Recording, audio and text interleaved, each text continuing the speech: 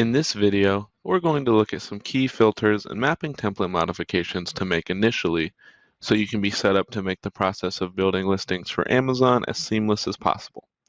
For example, if you're using an inventory source export, making sure the product is allowed on Amazon, keeping in mind this does not represent if you specifically are approved to sell that product on Amazon, and you could need to go through an approval process before being an active seller on that product.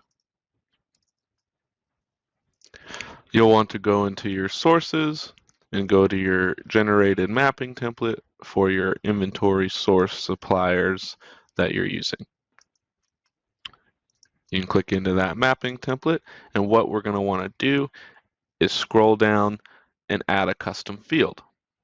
This custom field name we're going to set to a value, type allowed on Amazon, or just whatever you want that custom field to be named internally. That's whatever you want it to be.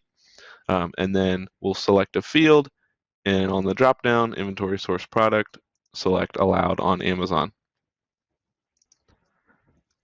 When you scroll up and save that mapping template and run your get inventory primary job, that custom field will be available on the products to view, and we can use a filter to bring up those products.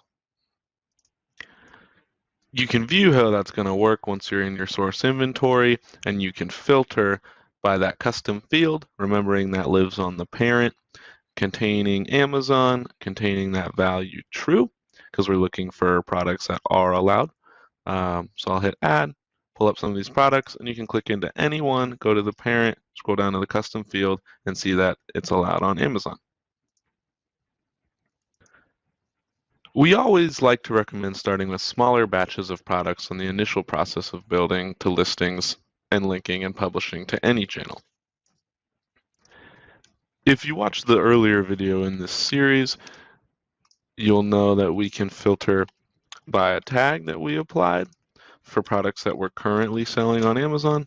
That way we know we want to build these first and can establish that link immediately.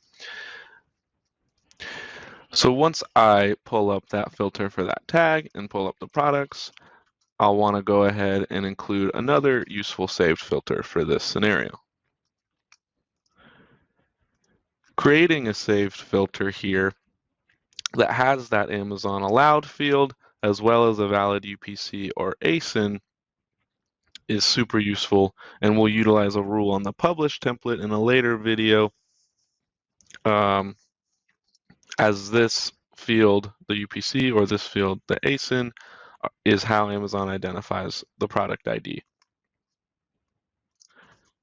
With this save filter set up as such, if I go ahead and click onto it, we can see, and then remove that tag for the ones I'm currently selling. We can say I have a bunch more options of products that are allowed on Amazon and have either a valid UPC or a valid ASIN, so we should have no problems in getting them up to our Amazon channel.